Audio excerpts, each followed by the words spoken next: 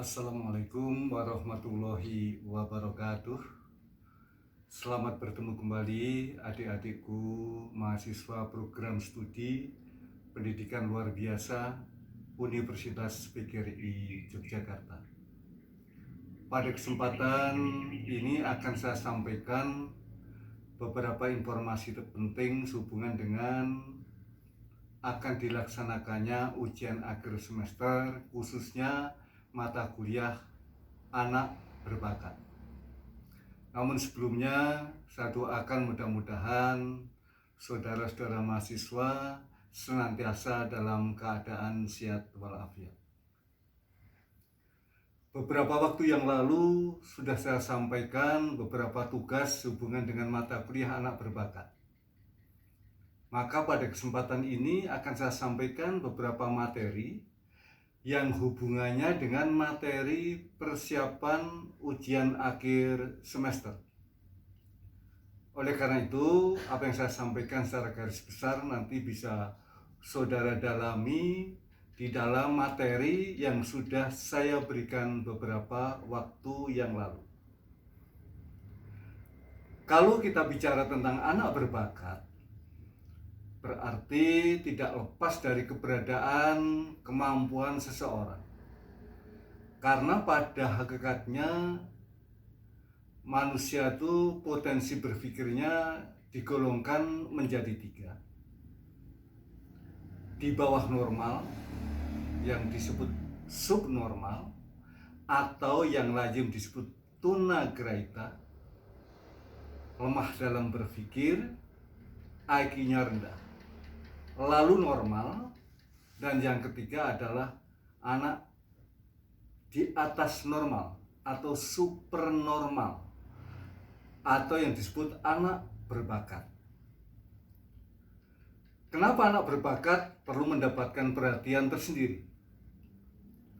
Karena anak berbakat secara inteligensi, IQ, itu di atas rata-rata, bukan berarti tidak bermasalah. Kita kembali kepada Undang-Undang Nomor 20 Tahun 2003, khususnya Pasal 5 Ayat 4 yang menyatakan warga negara yang memiliki potensi kecerdasan dan bakat istimewa berhak mendapatkan pendidikan khusus. Yang dimaksud di sini adalah anak yang berbakat. Kenapa di Indonesia ini belum ada pendidikan khusus untuk anak berbakat? Kalau beberapa waktu yang lalu anak-anak cerdas digolongkan pada kelas tersendiri, pada sekolah-sekolah yang mempunyai reputasi cukup bagus, tetapi sekarang sudah diberikan kebebasan, tidak ada golongan-golongan yang istimewa. Tetapi justru disinilah anak-anak yang punya potensi, punya bakat istimewa, ini perlu mendapatkan solusi. Sekarang kita bicara tentang masalah anak berbakat yang ada di Indonesia. Sudah barang tentu untuk menangani anak berbakat ini dibutuhkan ada beberapa persoalan penting yang perlu mendapatkan perhatian. Salah satunya adalah kualitas guru. Saat ini pendidikan yang ada di Indonesia, di LPTK, itu belum ada yang mendidik khusus mahasiswa-mahasiswa di mana nanti dipersiapkan khusus untuk menghadapi anak yang berbakat, tetapi masih bersifat umum. Sementara guru itu sendiri dibutuhkan guru yang memiliki kualitas, punya kualifikasi profesi yang memadai. Sudah barang tentu untuk menangani anak berbakat dibutuhkan guru yang juga memiliki kualitas kemampuan yang lebih dari guru pada umumnya. Ini juga persoalan yang tidak gampang. Yang kedua, karena menghadapi anak-anak berbakat, anak yang sangat kritis, anak-anak yang punya kelebihan baik secara berpikir, secara naluri, secara emosional, maka juga dibutuhkan guru yang memiliki kualifikasi kepribadian. Karena menghadapi anak yang kritis, kalau tidak menerapkan perilaku yang tepat, justru akan menimbulkan suatu masalah tersendiri.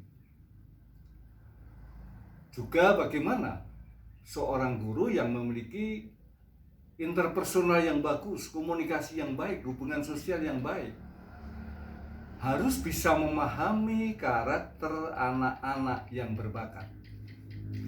Dia nggak bisa diperlakukan sama seperti anak pada umumnya, tetapi ada sesuatu hal yang harus dimengerti tentang karakter anak berbakat itu sendiri. Nah, sekarang kita melihat anak berbakat sudah mulai mendapatkan tempat walaupun belum secara maksimal. Saudara mungkin pernah mendengar di Universitas Gadjah Mada, 15 tahun sudah masuk fakultas kedokteran, fakultas teknik. Ini karena apa? Anak berbakat yang memiliki kemampuan lebih, maka dia akan mendapatkan tempat untuk mengembangkan pola pikir kecerdasan yang luar biasa. Nah, model seperti apa pembelajaran bagi anak-anak yang berbakat? Yang pertama adalah bagaimana penerapan adanya loncat kelas, akselerasi, percepatan, di mana anak itu dia di sekolah dasar tidak harus 6 tahun. Bisa kelas 1 lompat kelas 3, lompat kelas 4, kelas 6 lulus. SMP cukup 2 tahun. SMA cukup 2 tahun. Ini adalah bagi anak-anak yang memiliki kemampuan lebih, yaitu yang disebut anak yang berbakat. Juga kita melihat permasalahan yang muncul menghadapi anak berbakat, ternyata mempunyai kepribadian yang sangat unik. Bisa juga karena dia memiliki kelebihan, bisa muncul kalau tidak dibina dengan baik. Muncul apa? Meremehkan orang lain, kesombongan, egoisme yang tinggi. Ini kalau tidak mendapatkan bimbingan yang baik, bisa memunculkan individualisme yang dampaknya kurang bagus. Karena apa? Anak-anak ini memandang orang lain, itu bisa dikatakan orang lain itu di bawah mereka. Tetapi kalau kita bisa mendidik mereka dengan baik, justru kelebihan mereka itu bisa bermanfaat pada orang lain. Inilah kepribadian atau karakteristik yang unik bagi anak-anak yang berbakat. Lingkungan bisa menolak kalau lingkungan juga tidak kita sadarkan eksistensi anak yang berbakat. Kenapa? Dengan merasa lebih, meremehkan orang, mungkin lingkungan menolak. Dianggap anak tersebut tidak bisa adaptasi dengan orang lain. Tetapi kalau bisa kita bimbing, kita bina dengan baik, justru ini kesempatan bisa memberikan kontribusi pada orang-orang yang di bawah kemampuan mereka. Juga anak ini memiliki sikap yang kadang-kadang tidak realistis. Dia bisa berpikir mungkin 10 tahun yang akan datang. Nah, orang-orang pada umumnya itu tidak nyampe. Ini bisa menimbulkan masalah. Karena anak ini berpikirnya sudah jauh melampaui dari batas usia yang dia miliki.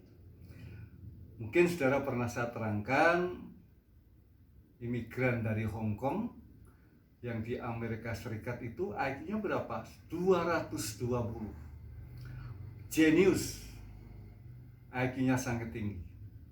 Umur 11 tahun sudah masuk universitas.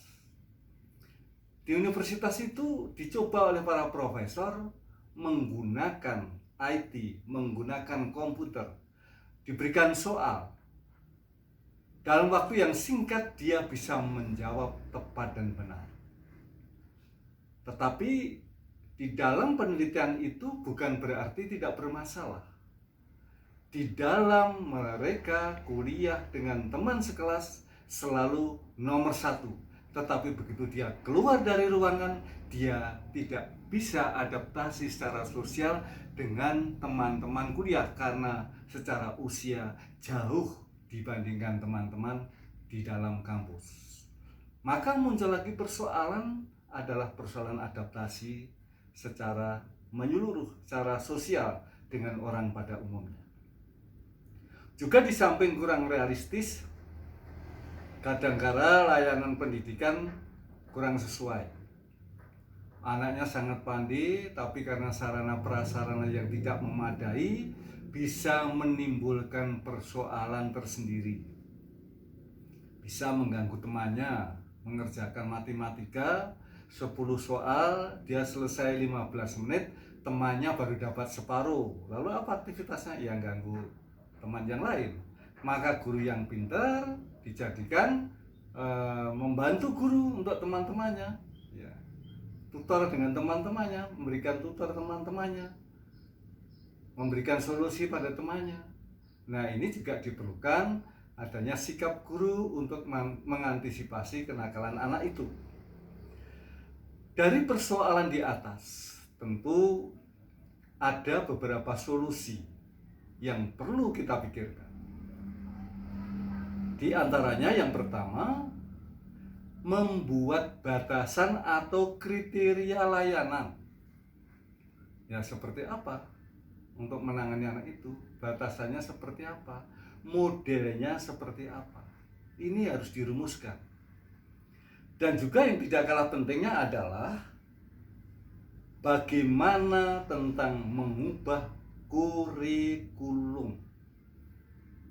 Kalau bagi anak-anak yang tunagrahita, sekolah inklusi ada kurikulum yang dimodifikasi sesuai kemampuan anak-anak itu. Kenapa? Anak-anak yang jeniusan, yang berbakat itu tidak kita sesuaikan kurikulum sesuai dengan kemampuan mereka. Memang lebih tepatnya seandainya SMA, SMP itu bisa menggunakan seperti perguruan tinggi, sistem kredit semester. Siapa yang bisa memiliki nilai yang bagus bisa menempuh beberapa mata pelajaran. Tapi rupa-rupanya ini perlu kajian lebih mendalam. Juga di samping mengubah kurikulum, juga bisa menyelenggarakan sekolah khusus. Kalau ada SLBA itu untuk tunanetra, B tunarungu, C tunagrahita, D tunadaksa, E tunasosial. Bagaimana seandainya di Indonesia itu diadakan SLBF, sekolah luar biasa untuk anak-anak yang berbakat, anak-anak yang jenius, sehingga anak-anak itu mendapatkan pelayanan yang sepadan sesuai dengan kemampuan mereka, sarana prasarana yang memadai, guru yang bonafit dan sebagainya. Tapi persoalannya bisa menimbulkan kelompok elit lulusan dari SLBF merasa lebih hebat dari sekolah manapun. Ini juga bisa menimbulkan satu permasalahan tersendiri. Saudara-saudara mahasiswa, persoalan inilah yang menjadi tantangan bagi saudara-saudara sebagai calon sarjana pendidikan dalam bidang pendidikan luar biasa untuk memberikan solusi bagaimana penanganan untuk anak yang berbakat. Karena anak yang berbakat juga bertingkat-tingkat, mulai dari cerdas, ada gifted, ada superior, ada genius. Ini berdasarkan klasifikasi inteligensi quotient atau angka kecerdasan. Saudara, inilah gambarannya nanti di dalam ujian akhir semester berorientasi tentang keberadaan anak berbakat di Indonesia.